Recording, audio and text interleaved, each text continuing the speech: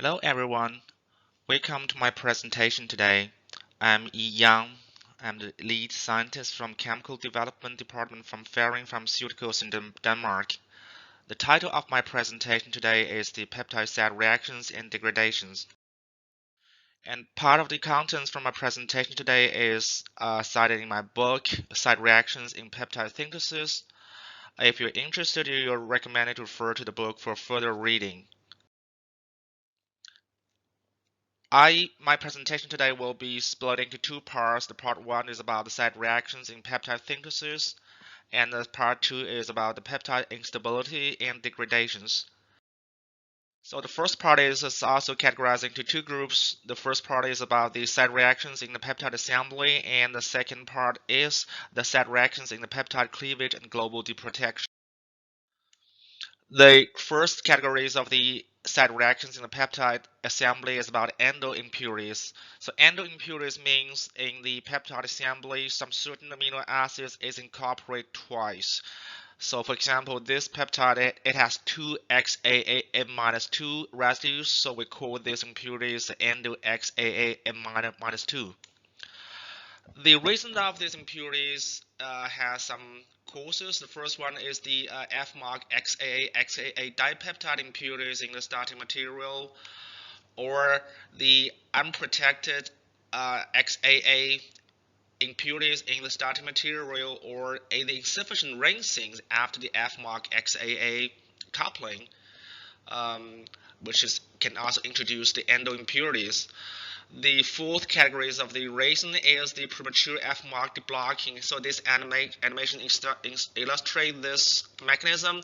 During the assembly of the XAA, it's coupled to the peptide. However, out of whatever reasons, the F-mark could be prematurely cleaved off during or before the couplings.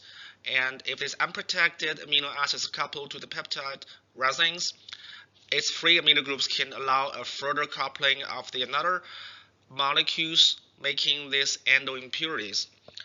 The reason of this premature F-mark blocking could be the presence of some basic moieties like the lysine amino epsilon induced F-mark blocking, or the N-alpha amino groups from the proline, or the DMF. Some DMF can contain levels of dimethylamine, which can cleave F-mark during the couplings, or the residue piperidine can also remove the F-mark if the piperidine is not thoroughly washed away after F-mark blocking.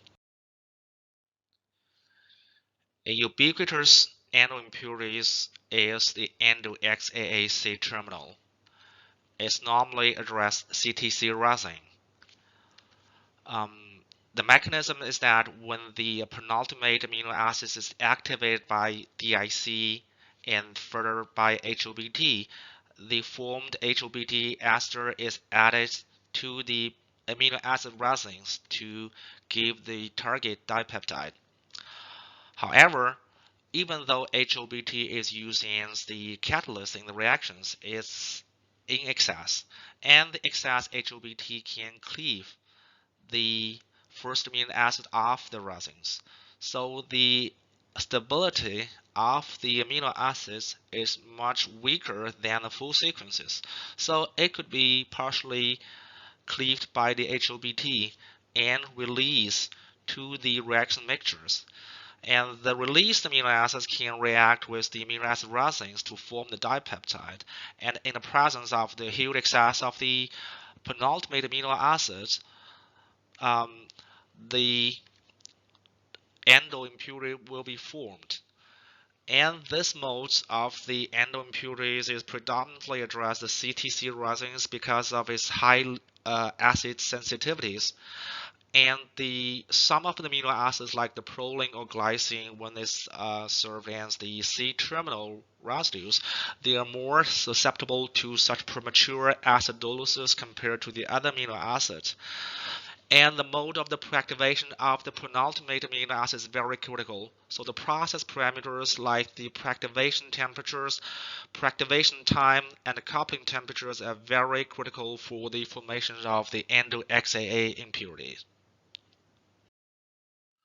The second categories of the impurities commonly addressed peptide assembly is called DESXAA impurities. So this means some amino acids is deleted from the sequences, and we form this DES, for example, XAA N-3 impurities. The reason of this DES impurity is normally because of the incomplete coupling of the specific amino acid. So the potential solution to address it is do the recoupling and using stronger coupling reagents, enhance the equivalence of the reactants, change the solvents, enhance the reaction temperatures, use catalysts like the DMAP for the couplings, and reduce the resin loading rate. Because of the low loading rate, the coupling kinetics could be enhanced. Or using a chaotropic salt like the potassium bromide, or using the dipeptide building blocks to bypass the formations of these DESXAA impurities. Another reason for these DES impurities is the insufficient preceding F-mark deblocking. So the F-mark is not fully removed of the resins by the piperiding, and therefore when you couple the second amino acid, of course the site is blocked and can impede the coupling of that amino acid. The solution to address this cause is to increase the base treatment circles. Like normally they treat by 2 times, but we can enhance to 3 times or 4 times is needed to completely remove the F-mark, or to address to use the higher temperatures for the F-mark blocking using stronger base like the DBU to remove the F. The third group of the set reactions in the peptide assembly is called DIC end capping.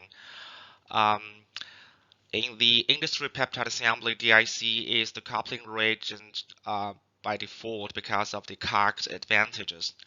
The amino acid is normally activated by the DIC to the corresponding DIC esters, and this is added to the peptide resins to couple and form the peptide bond. However, in excess of the coupling reagent DIC, and if the coupling reactions kinetics is low, the probability of the reactions between the DIC and the alpha amino groups on the resins is enhanced, and thus forming this guanidine set reactions. We call this DIC end capping. It forms impurities with 126 molecular weight increment corresponding to the targeted intermediates. In case of the depsipeptide, the formed DIC and capping impurities can mediate the intramolecular cyclizations to form the iminohadantoin impurities. The fourth categories of the side reactions is called DKP formations. Is the D-ketopyrazine is very common, ubiquitous side reactions in the peptide assembly. These reactions are because of the nucleophilicity of the alpha amino groups. It can attack the peptide bond of its own molecules to form this DKP rings, and chopping off the seed at the end-terminal dipeptide, making these truncated sequences, and we call this DKP formations. It could either be formed during the manufacturing processes or during the formulations and storage. It's regarded as the degradations impurities. And DKP set reactions is predominantly occurred under basic conditions.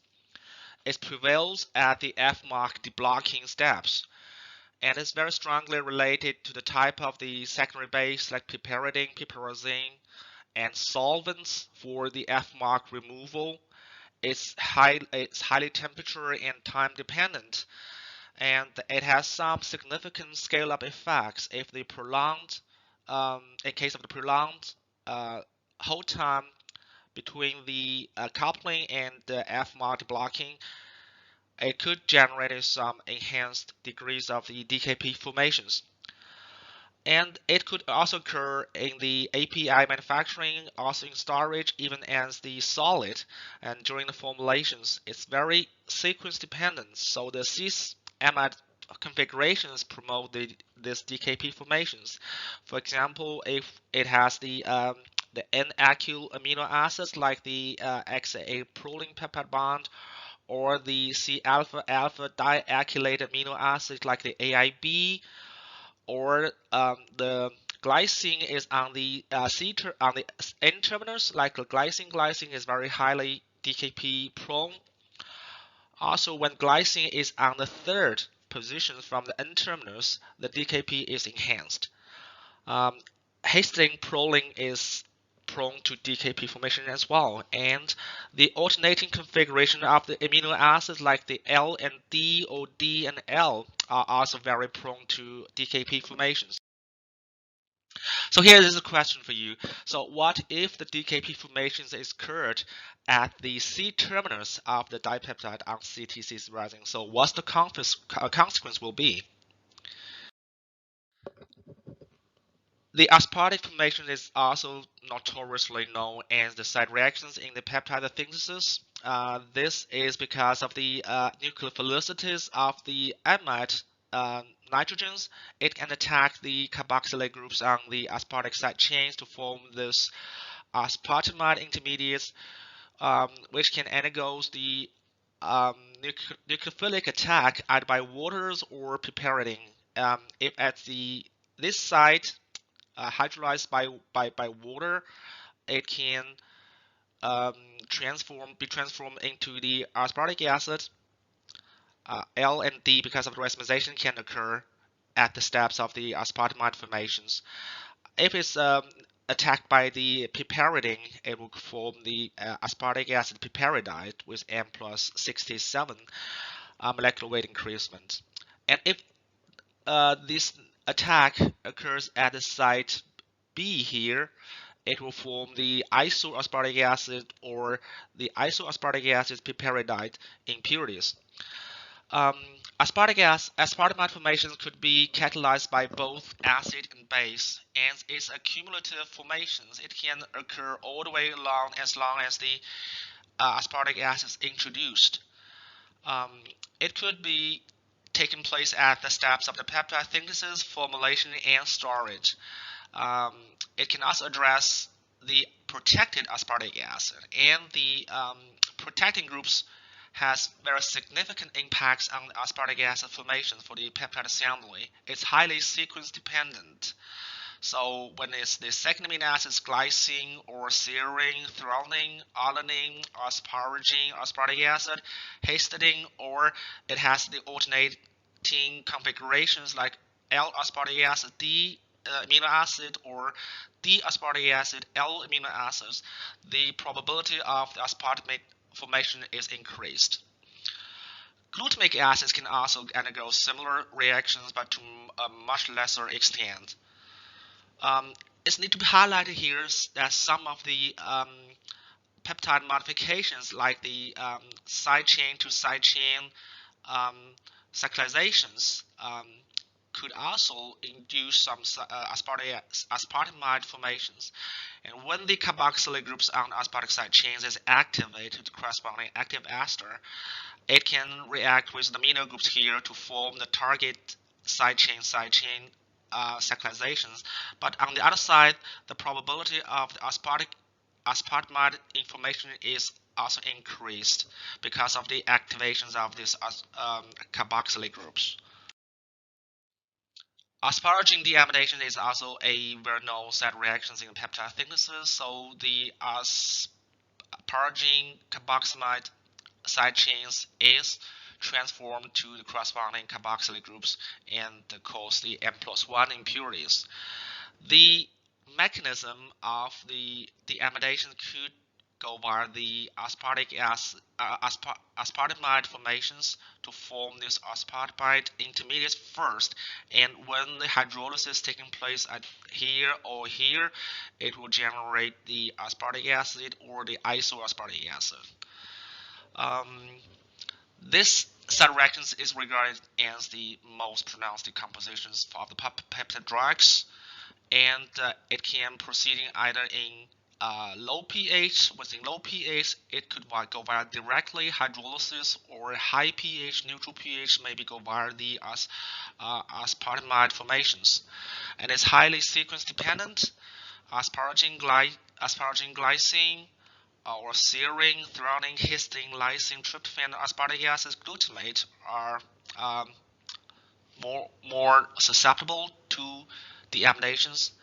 It's a temperature, ionic strength, solvent, and viscosity dependent.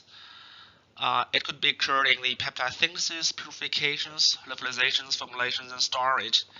And need to be noted that the side chains of the asparagine can also attack the backbone of the peptide to form this succinimide peptide and give the fragmentation of the peptide. So the second part of the side reactions in the peptide synthesis is the side reactions during the peptide cleavage and global.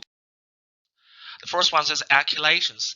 Some amino acids like the tryptophan is highly prone to alkylations by for example, the terbutyl cations from the protecting groups or its TFA ester to form the terbutylated tryptophan impurities. Cysteine can also be susceptible to the alkylations by the terbutyl to form the terbutylated cysteine on the mercaptan groups, and some of the peptide resin linkers, if it is apparently cleaved, like the PAL resins or the ring-amide resins or ring MBHA resins, if this is cleaved at the side chain of the linker side, it can generate different types of the cations, and these cations could make the alkylations on some susceptible residues. Like the tryptophan here, it can generate different alkylated impurities with plus 202, 106, 163, and 265 impurities. Another types of the side reactions in the peptide cleavage and global deprotections is the adducts.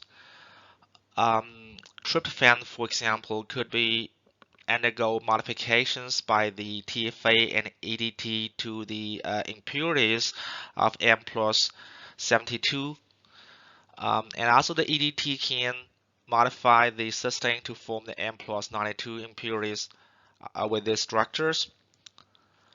The cysteine ACM protecting groups could be prematurely cleaved by TFA in the presence of the scavengers like the EDT and form the cysteine, and could be further modified by the EDT to the corresponding impurities. And also serine could be modified by the PBF protecting groups from the arginine to form the sulfonated impurities with M plus 80 molecular weight increment. Oxidation and reductions can occur during the peptide cleavage and global deprotections. Histine, tryptophan, tyrosine, cysteine, methionine could be oxidized to corresponding oxidized degradants. And also the dimerizations of the tryptophan, for example, could also occur during the oxidations to form the dimers of the tryptophan. Some amino acid residues, which is mostly aromatic one, like the tyrosine, histidine, tryptophan, threonylalanines, furanolalanines, and pyrolylalanines could be subjected to the aldenations in the presence of the TFA and aldine to the corresponding aldenated impurities. Reductions in the peptide assembly cleavage is not very predominant, but some of the amino acids like the tryptophan can be reduced by the triethylserine to the corresponding degradants with M plus 2 molecular weight increment. Methylated or ethylated tyrosine, for example, can be subjected to the deethylations by the thianosol to form this corresponding tyrosine impurities with M plus 14 molecular weight decreasement. Disulfide can be reduced by TFA, actually in the TFA by selene to the corresponding mercaptan pair. Now we come to the second part of my presentation. It's about the peptide instability and the degradation. Of course, it's intertwined with the side reactions in the peptide synthesis, but this part I will focus on the inherent properties of the peptide molecules and their degradations mostly in the peptide formulations. And peptide instability prediction is very critical for pharmaceuticals because it is very useful for drug discoveries and to assess which potential drug candidates could be unstable. It is very helpful for guide the API manufacturability assessment to understand which manufacturing processes can degrade the peptide. It's helpful to predict the stability of the peptide on storage and to guide the development of the corresponding analytical methods to detect certain peptide degradants. It's also very useful for drug product manufacturability assessment as well. So the part 2 of the peptide instability predictions is grouped into 6 categories: peptide hydrolysis, peptide rearrangements, cyclization fragmentations, peptide eliminations, peptide adducts, peptide cross-linking, and solvent-induced peptide degradation. Peptide hydrolysis is very common in the peptide degradations. The first part is about the N-acetyl N-acyl peptide hydrolysis. This moiety is pretty prone to hydrolysis, like the acetylated sarcosines. Um, the mechanism is that they can form this 5-member rings, 5-hydroxyl oxazolium, and chopping off the N-terminal amino acids, making the truncated sequences. When N-AQIB residues is located in the internal sequence of the peptide, it can trigger acidolysis. The mechanism is that it initiates such a nucleophilic attack through the formations of these 5-member intermediates and cleaving the peptide at the site of the AIB and C terminus. For example, this cyclic peptide bearing an N-methyl AIB residues, it's hydrolyzed at this site by TFA to cleave the cyclic peptide into the corresponding linear peptide. The third category of the hydrolysis is on the C terminals, where it has the N-methyl XAA. It's more prone to acidolysis. For example, this motif with the N-methyl C terminal residues, the amide bond here is more labile to cleaving off the amino acids to forming this peptide impurities. The mechanism is that the carboxylic groups on the C terminals could attack the amide bond here because of the advantageous conformations at this peptide bond and forming these 5-member ring intermediates and rearranged to the corresponding anhydride and cleaved by the acids to the corresponding peptide acids. Searing or throttling in the internal sequence of the peptide could also drive the hydrolysis because of the nucleophilicity of the hydroxy group here. It can attack the preceding peptide bond at this site to form the 5-member ring intermediates, which rearrange to the corresponding esters, and this esters is hydrolyzed to the peptide at the site of the serine. The zinc could also catalyze the hydrolysis of the histidine and serine sequences to lock the peptide into an advantageous conformations that promoting the nucleophilic attack from the serines to form these 5-member intermediates and cleaving off the peptide bond here to form the hydrolysis. Aspartic acid can mediate peptide bond hydrolysis. AsP-Pro is a notoriously known sequence for its high acidolysis propensities. The aspartic acid and proline peptide bond could be cleaved in the presence of the acids to form the aspartic acid and proline fragments. Asp-serine sequence is also prone to hydrolysis due to the advantageous hydrogen bond here, which chopping off the peptide bond at the site of the aspartic acid serines. And also aspartic acids can attack the amide bond, preceding amide bond, to form the 6-member ring intermediates, which rearrange to the anhydride and hydrolyze to the 2 parts.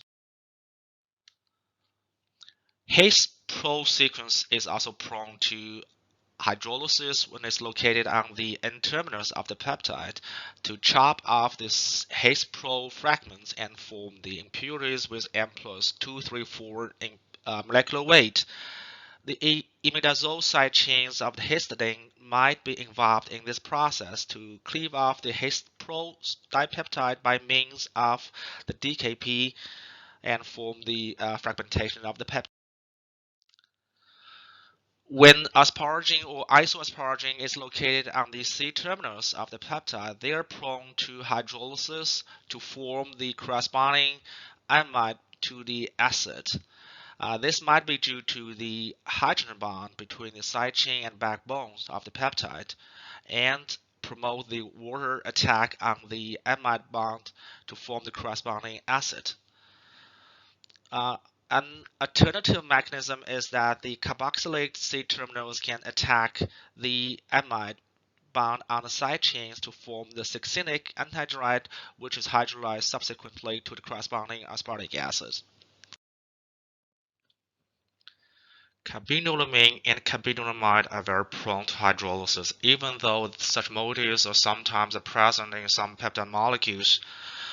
Carbinolamine is this structure is synonymous to hemiaminal, and carbinolamide is the amide form of the carbinolamine. And carbinolamine is pretty prone to hydrolysis to the corresponding amine and aldehyde, or alternatively, it could be dehydrated to the imine. And carbinolamide, similarly, it very prone to hydrolysis to give the corresponding amide by releasing the aldehyde.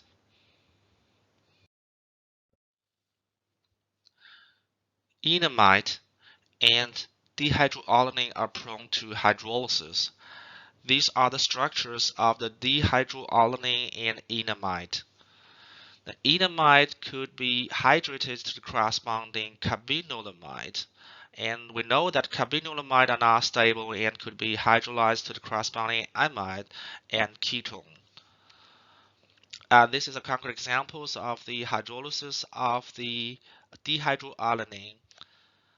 It could be hydrated first to the corresponding carbinolamide, and carbinolamide could be hydrolyzed to the corresponding amide, and here is the M-pyruvyl peptide. The next categories of the peptide degradation is the rearrangement. So the first examples is the NO-alkyl migrations. We know that acetyl groups can migrate between the amino groups and the hydroxy group. For example, when we have the acetyl serines on the peptide N-terminus, the acetyl groups can migrate between these two moieties depending on the pH, form the isomer of the O-acyl or N-acyl isomer. So pay attention to the sequence of the N-acetylated serines. And also the deoxypeptide, when it bears amino groups, the acetyl groups can migrate from the hydroxy group to the amino groups to form the corresponding amide isomers. So also pay attention to the deoxypeptide bearing alpha amino group. And also the serine could be modified by the TFA to the corresponding TFA esters, and this trifluoral acetyl groups can also migrate from the hydroxy group to the amino group to form the sort of the irreversible TFA acetylated impurities with molecular weight increasement of 96. Nextly, we'll talk about the end-to-end iso migrations. Some amino acids like the diaminopropionic acids, DPR for short, the DAB, which is the diaminobutyric acid, or the other things are prone to such a rearrangement. For examples, the DPR is prone to accommodate the acyl migrations from the backbone to the side chains via these 5-membrane intermediates to form the corresponding isomers. And when DAB is concerned, it has the two probabilities of the migrations, one is root A, one is root B. And root A, it forms these isomers, and root B, it lead to the fragmentations of the peptide. And these two migrations are very risky because it generates a isomers. And sometimes if you don't have the reference of the isomers, this kind of migrations can ignore your detections. We have this experience that sometimes when you don't make the reference of the impurities, this degradation is escaped from being detected. And also other things can lead to the electromizations by the similar degradation pathways to form the fragmentations of the peptide. And I think the nature selects the lysines over other things, DAB and DPR has some reasons, and this might account for why the lysine is selected. Nextly, we talk about the end-to-end carbamoyl migrations. And carbamoyl is sometimes in the peptide drugs, and carbamoyl can migrate from one moiety to the other by this mechanism to form the carbamoyl migrations. And aromatic urea, for example, if the amino groups here is linked to a aromatic residues, this kind of the migrations is more probable to occur. Next, we talk about the peptide eliminations. So the electron withdrawing substitutions on the beta positions, for example, here is the beta positions where it has electron withdrawing groups. The probability of the beta elimination is high, and this is the reason why we call it beta eliminations. And beta eliminations can occur in the basic conditions through the E1CB mechanism. It forms the dihydroalanines and corresponding adducts. So beta eliminations can occur on the cysteine residues when it has some protecting groups here, and in presence of the piperidine, this moieties could be cleaved off and form the corresponding dihydroalanine degradants. For example, in the assembly of the peptide, and when the cysteine is located on the C terminus, and it's very prone to beta eliminations to form the corresponding dihydroalanines, and piperidine can react with that by means of the micro additions to form the corresponding piperidine impurities with M plus 51. Disulfide is prone to beta elimination as well. This is the mechanism in the presence of a base. Disulfide undergoes beta eliminations to form the dihydroalanine and prosulfide. And prosulfide can be degraded to the cysteine and sulfur, or alternatively, it could be hydrolyzed to the corresponding sulfanic acid, and sulfanic acid can be disproportionated into a cysteine and sulfanic acid. Disulfide can also accommodate beta eliminations to give rise to the formation of the racemic disulfide, trisulfide, and lanthanide, or monosulfide. The two molecules of the disulfide can undergo disulfide scrambling to give the dimers, and dimers can further undergo beta eliminations, giving two moieties bearing the dihydroalanine and prosulfide respectively. And for the prosulfide peptide, it can undergo trisulfide formations to give the trisulfide, whereas for dihydroalanine, it can give lanthanine via the microadditions. Or alternatively, the dihydroalanine can undergo hydrolysis and form the corresponding pyruvyl peptide. disulfide peptide can also undergo beta eliminations to form the dehydroalanine and prosulfide. And this can reshuffle to the disulfide by micro additions, but give to the racemizations. So in total, 4 types of the degradations can be generated by the disulfide beta elimination.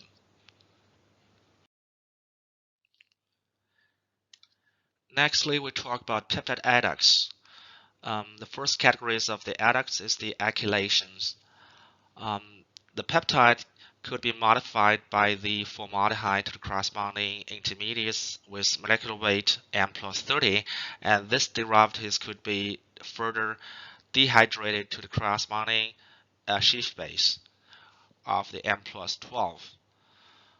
When these modifications occurs on the peptide N-terminus, the formed sheaf base could be cyclized to the corresponding imidazolidinyl, also M plus 12.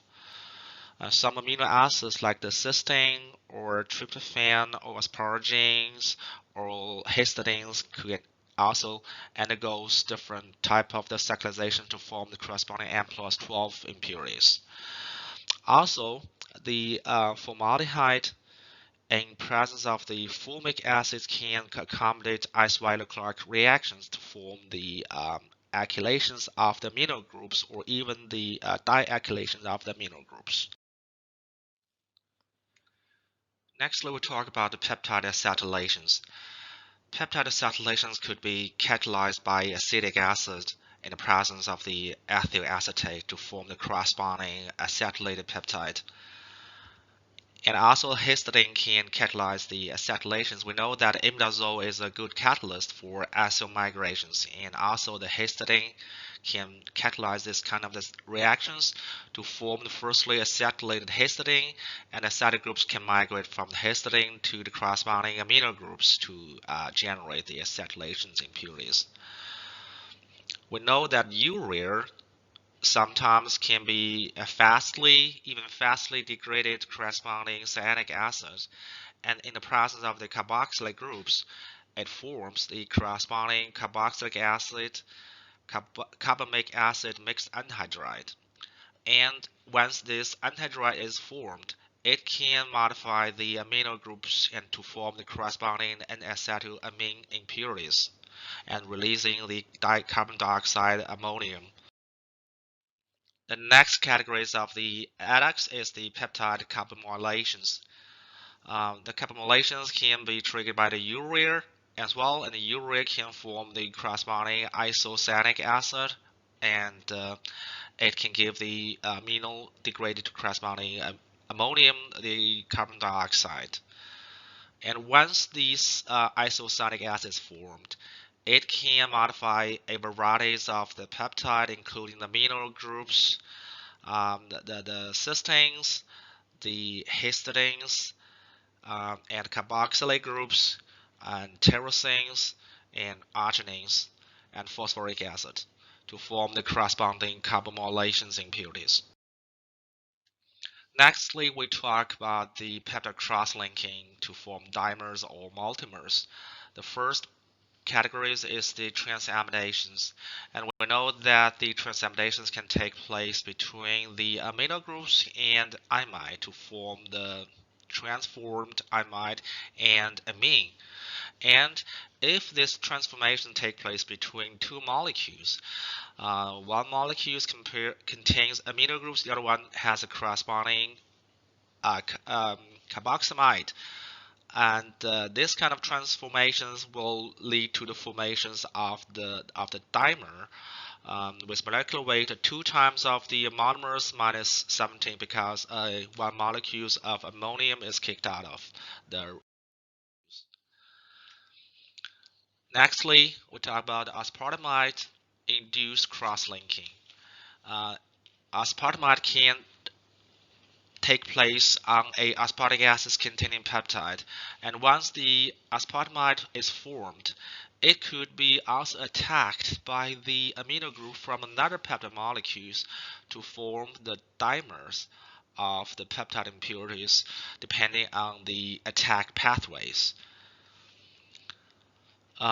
Also, the succinic antidrug can induce cross-linking as well. If the asparagine C-terminal residues is formed, the corresponding succinic acid antidrug, it could be attacked by the amino groups from other molecules to form the dimers. For example, the insulin can form the insulin dimers via this mechanism. Beta eliminations can also lead to the cross-linking of the peptide. For examples, if the beta eliminations addressing a peptide, it will form the corresponding dehydroalanine moieties, and this could be attacked by another peptide molecules via the microadditions to form the dimers. Here we show that the dehydroadenine could be reacting with the lysines, with histidines, or with cysteines to form the different kind of the dimer combinations.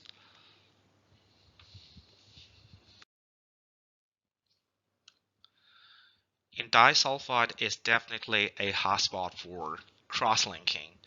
Disulfide could be degraded in the presence of the trace of the linear cysteine peptide impurities to form the dimer, and dimer is already a cross-linking, but the dimer could further undergo beta eliminations and give the corresponding peptide with cysteine and prosulfide.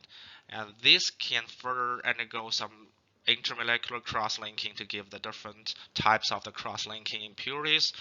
Alternatively, this dimer itself can give high orders of oligomers through the further disulfide exchange. Alternatively, the disulfide itself can undergo beta eliminations to give the prosulfide and dehydroalanine here. And it can undergo desulfurizations to form the cysteine, and this cysteine can undergo further cross-linking. Disulfide can also undergo alpha eliminations in present waters to form the mercaptans and sulfanic acid. And sulfanic acid can undergo further cross-linking by thiol disulfide exchange, etc., to form the different types of the cross-linking degradants. So it's very critical to control the levels of the linear impurities in the disulfide peptides. For example, some disulfide peptide is very, very sensitive to the mercaptan impurities, and uncontrolled oligomerizations can take place during the formulations because of this mechanism. Peptide oxidations can sometimes lead to cross-linking.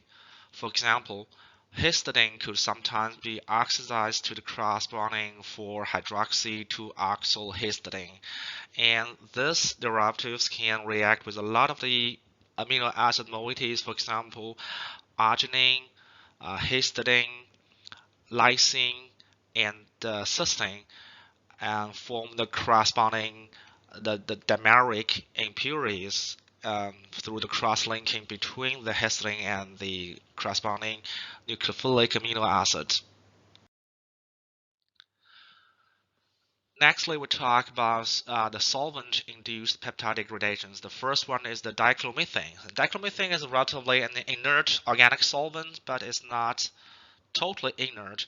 Um, in the presence of the piperidine, for example, dichloromethane can react with piperidine to form this is the geminal degradants, which can be further degraded to the corresponding imine or ammonium salt, and ammonium salts can be hydrolyzed to release the formaldehyde. Also, the dichloromethanes can be slowly hydrolyzed and by releasing the HCl to the intermediates, which can be further degraded and give the formic acid, formaldehyde, and formaldehyde could be disproportionated to the corresponding formic acid and the methanol. Next, we talk about DMF. DMF is a rather complicated scenario. DMF can give to the formulations of the amino group directly, Or alternatively, DMF can function as a reactant. We know that DMF can work as a catalyst, sometimes because of these nucleophilicity. And in the presence of the strong electrophiles, for example, the phosphoryl chloride, DMF can react with phosphoryl chloride by means of the Fils-Meyer-Hack reactions to give this Fils-Meyer reagent intermediates. And we know that is pretty reactive towards different nucleophiles and can give the ammonium salt intermediates, which is hydrolyzed to corresponding formulations of the nucleophiles.